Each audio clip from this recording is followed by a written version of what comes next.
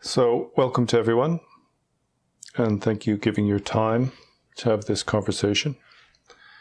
And I'm very pleased to hear that you have critical questions about the spiritual path. Often what happens is that we embark on a new journey of spirituality, and because of our tendencies, then we want to accept whatever we're told.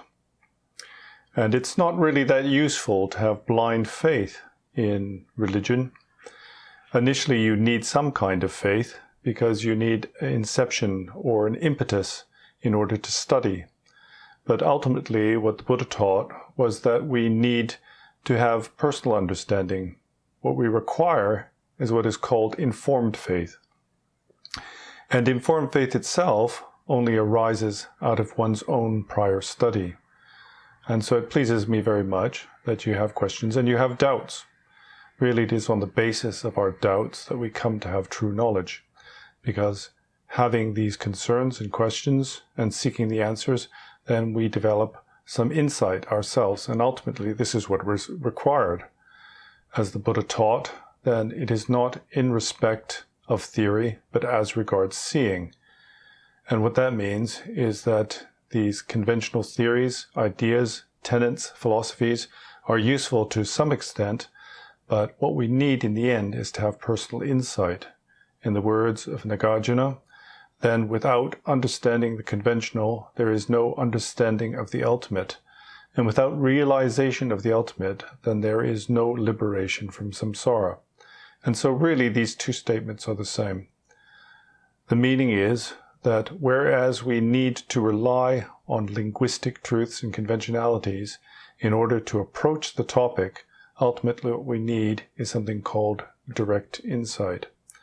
And in general, there are two paths in the Buddha Dharma. That is the progressive path and the direct path. And what we need is access to this direct path. And so in order to introduce this subject matter of non-duality that we're talking about, then the first thing I would like you to do is just to sit comfortably and draw your attention inwards. That means to become aware of the thoughts arising in your head and the images, sounds, sensations that arise to your consciousness.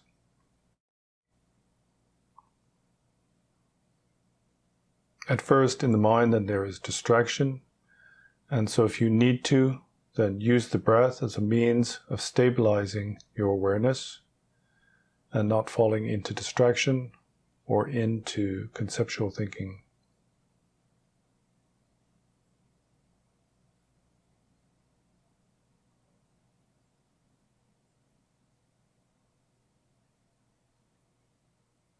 Okay.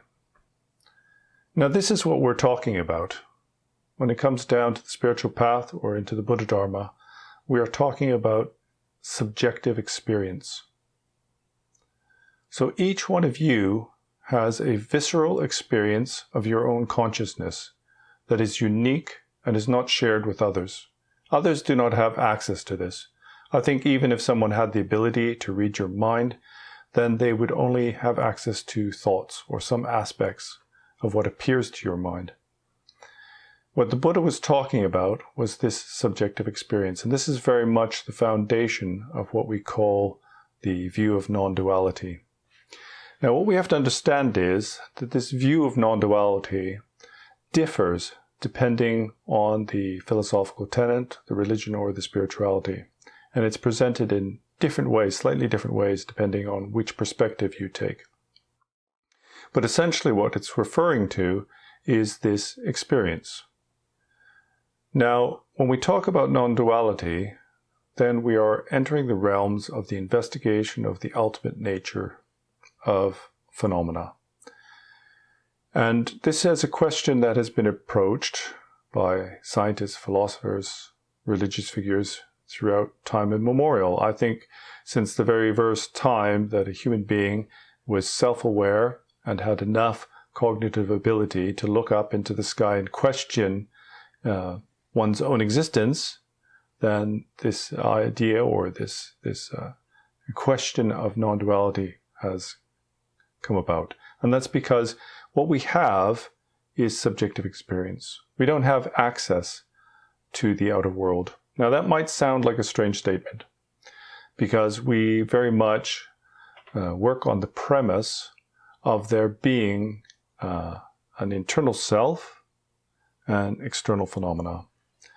And it has been divided in different ways, but in general then it's this sort of, we could say, mind-body dichotomy, right? Self and other. Now, as I said, it's a difficult topic. What I'm going to do is I'm going to present it in some different ways to you. So we can look at this from different perspectives. This is very important on Spiritual Path. For example, if you are in the valley, and you'll know about this being in Austria, then you see the mountains above, right? And when you're on top of the mountain, then you will see the valley below. So it depends on your position, your perspective. It's not about one being right or wrong, but it's very much about where one is at the current moment. So let's just look at what we're talking about when we talk about consciousness or subjective awareness. So you've all studied. I'm just going to have to reduce the volume a little bit. It seems to be clipping. You've all studied a bit. We're all aware these days that how the senses work. The way it was kind of analyzed in the past was a little bit different. But what we know is that there is sensory input. In terms of the Buddha Dharma, then when we talk about consciousness, we talk about these different types of sensory input. But thankfully, then with modern science, we have a very good idea of what's going on. And so we have sensory organs, and let's just take the eyes, for instance. There are outer forms, and signals are sort of converted through these ocular nerve at the back of the eyeball into signals that are sent to areas of the brain. So we're aware of that, right? But our own personal perspective is that what we're seeing is an external object. That's how we react. That's the conventional truth of reality. That's how we see things. But what we know from modern science is that what is happening is that bioelectric signals are hitting a particular area of the brain. And then the next step is something that we're not clear about. What we're not clear about is, what is this consciousness that thinks about the sensory input in the brain? And in general then, scientists think of consciousness and mental events as being a sort of resultant effect of physical action on the brain. So we see consciousness as arising out of physical matter. I think most scientists believe that. What is taught in spirituality is very different. It's that, especially in the Buddha Dharma, it's that phenomena are subject to the mind and not the other way around. Now that's quite difficult, right? In the Hindu tradition, then we see consciousness to be something that is ultimate. For example, what we use the term mind in Buddhism, then they use the similar term they use is consciousness. But specifically in the Buddha Dharma, then when we talk about consciousness, we're talking about the sensory input. So why do I use this scientific example? Well, this isn't the actual description of non-duality, how non-duality works. This is just one way of looking at it. What you need to do is you need to develop your understanding in stages. And so first, what we have to identify is that this personal experience we have is something that arises to our consciousness. And it's not separate. In that way, we cannot separate it. For example, you would have no experience of the external world if you didn't have consciousness. And so if we were to remove parts of your brain, then you wouldn't have this kind of visual or awareness of form. Again, as I said, this isn't the actual description or explanation of non-duality itself, but it's an important step. Now, how do we know this? The reason why we know this is because we have dreams. And in dreams, we experience everything that we experience in the waking world. And often we're quite convinced that that is reality.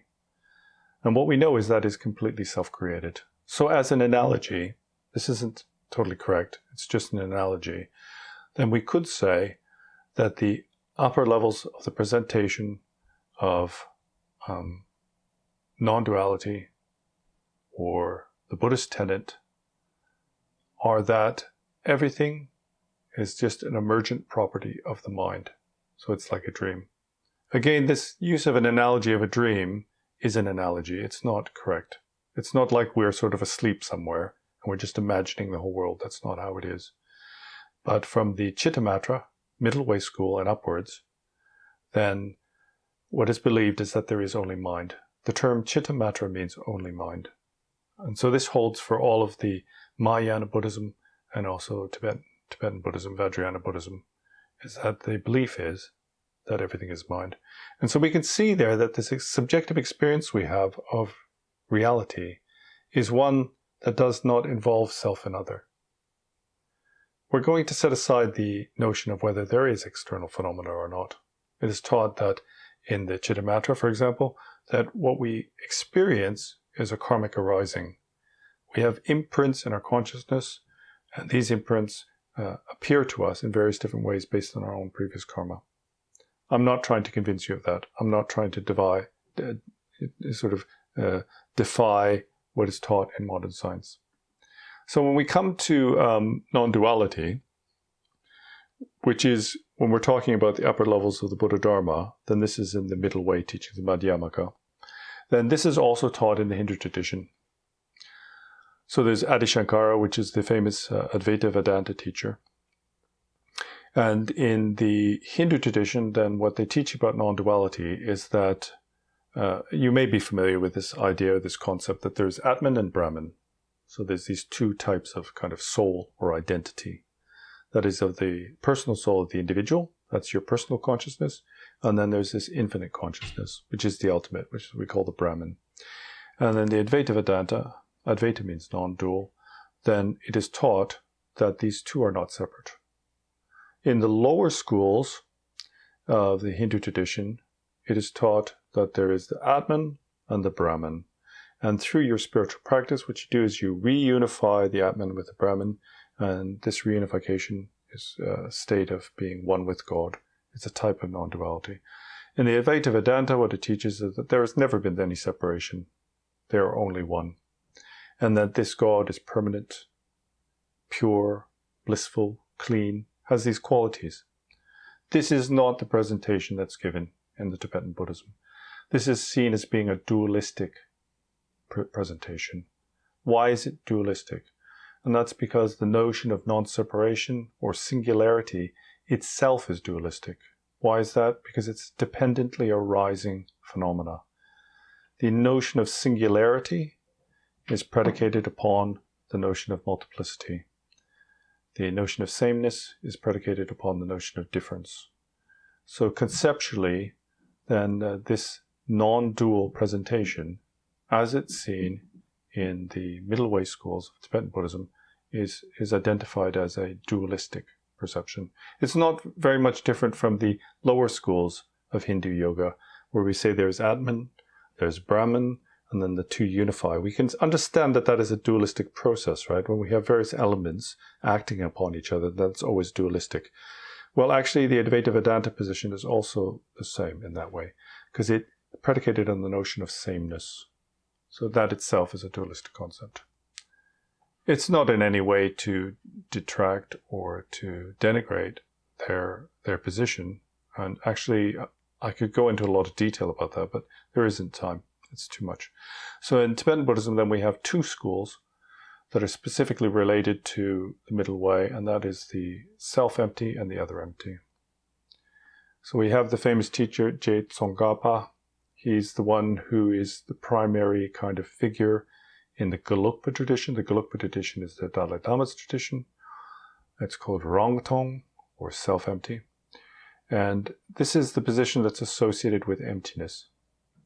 As we know, within emptiness, then it's taught that all phenomena are without any nature. There is no phenomena that is isn't empty or isn't dependently arising. And that is one presentation of the Madhyamaka, or the middle way school, the highest levels of Buddha Dharma and Tibetan Buddhism. And there is a difference between that and what we call this other empty school. And famously, this figure is Dolpo Sher Gyaltsen, and this is the head of what we call the Jonang school. And so, what is the difference between the self-empty and the other empty? Well, it's a complicated topic, but the way to understand it is, and this is important to understanding non-duality, that the Buddha famously taught that our practice, our spiritual tradition, is based on what is called the middle way. You've probably heard of that.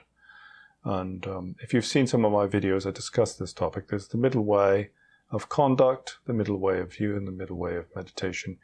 Depending which version of the sutra that you read, then, for example, the Theravadan tradition, they say the middle way is the middle way between this sort of extreme ascetic practice, self-denial, self-mortification, and opulence, luxury. And that is the middle way. Well, it's the middle way of conduct. In terms of the Mahayana and upwards, the higher levels of the Buddha Dharma, then the middle way is the middle way of view. Middle way of view is the view that does not fall to the extremes of existence and non-existence. Okay, so we've got these two extremes. I introduced that so you can understand the difference between the self-empty and the other empty schools of Buddhism. So we've got existence and non-existence. Existence and non-existence are the two conventions that we need in order to have linguistic understanding. In order to communicate through linguistics, we have to have the idea of something existing and not existing. For example, where did the universe come from? So we imagine this state before the Big Bang where there was nothing. And we ask, where did this come from? And in theistic religions, they say it was God. God created everything. Do you see? We have these various means by which we can resolve this issue of existence. And it's predicated on the notion that existence, there is something that exists. And at some point there was nothing. And therefore we need a process by which these can come about. So we need these two extremes. So the difference between the other empty and the self-empty school is that the self-empty school comes from the position of non-existence. It represents the ultimate truth from the extreme of nothingness. And it says all phenomena are empty. But it's talking about the same thing. It's talking about the actual state of reality, which is non-duality. And then the other empty school or tradition speaks about the ultimate truth from the perspective of appearance, from the perspective of existence. And so we talk about things like the luminous clarity of mind. So the words will always fail. They will always be limited. Linguistics are. They're limited to grammar and concepts. But what is being talked about is the ultimate truth. And the ultimate truth is what we call non-duality. And the problem we get into is when we try to understand non-duality, we try to understand it using our conventional norms of existence and non-existence. And this always causes a problem. But what we're talking about is that experience you have, that abiding, persistent experience of consciousness that you have that is personal. And this is what we don't understand, and this is what causes our suffering and our difficulty and problems in the mundane world. And the question is, how do we come to this? How do we come to understand this? How do we come to experience it? And how do we come to realize it? And that is very much what this path is all about, the path of meditation, the path of study, in order to come to connect and ultimately realize this abiding truth of non-duality. Now, do we have any indications in the modern world that there is such a thing as non-duality? Because, as I said earlier in the discussion, then we think of scientists as describing external phenomena as being real and existent. And so one wonders how it is that what is presented in the spiritual path can be true when it contradicts everything that we've learned in modern times. And so what we understand now is that what matter is consists of isn't something fixed or solid. Previously, we had this notion that everything was built out of atoms. Even in the time of the Buddha, Buddha talked about all phenomena being composed of atoms. All material phenomena is being composed of what are called indivisible particles, so they're like quantum particles, and all mental phenomena being composed of quantum time moments or indivisible time moments, discrete time moments. They appear to us as a continuum, but they're discrete, so they're quanta. And what we know now is that we've kind of abandoned this idea of matter or phenomena as being composed of kind of finite or solid particles. What we've understood in recent times is that matter is composed of particles that do not exist in a particular state. So essentially, they're coming in and out of existence. I mean, previously, when I was younger, we were looking for this sort of proton decay, because many people had thought that protons were the building blocks of the universe and they were stable and they wouldn't decay. And now what we understand that what's going on inside of that is a quantum process, and that these particles themselves, as the example is, they can have a right spin and a left spin at the same time. So they don't have any kind of fixed identity. That means that they don't abide in this state of existence, but also they don't not exist. They're somewhere in between, and we can't get our heads around that. But this is an indication that what the Buddha taught was correct.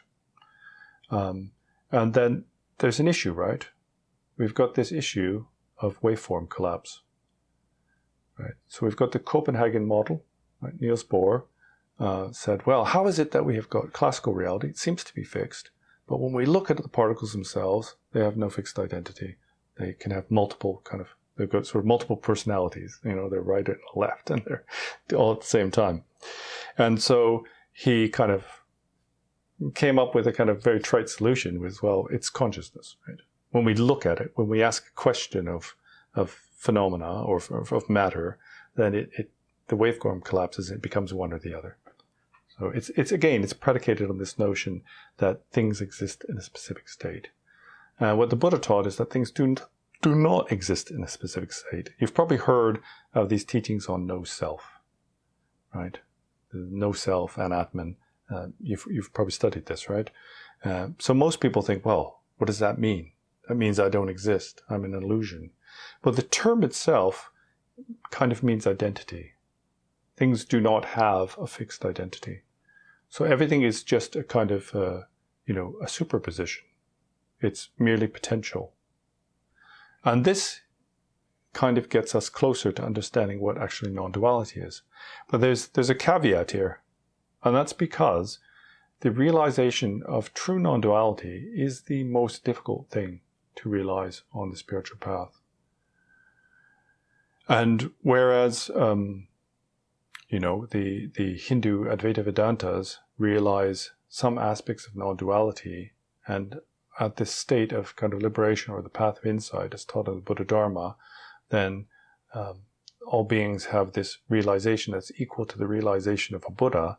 True non-duality is not realized until the pure levels. So that's the 8th, 9th, and 10th Bodhisattva levels. Out of these 10 levels, there's the 3 last ones before Buddhahood, and these are called the pure levels. And that's the time when all of the cognitive obscurations have been eliminated. So it's an incredibly difficult level to realize. And what does that mean? Well, that means it's going to be really difficult for us to get a grasp, even to understand non-duality. So, you don't have to feel kind of despondent or downhearted if you're having trouble with duality, because even as somebody on the first level bodhisattva who's liberated from samsara has got difficulties with non-duality. So that's okay. So having said all that, probably said too much, then have you got any questions?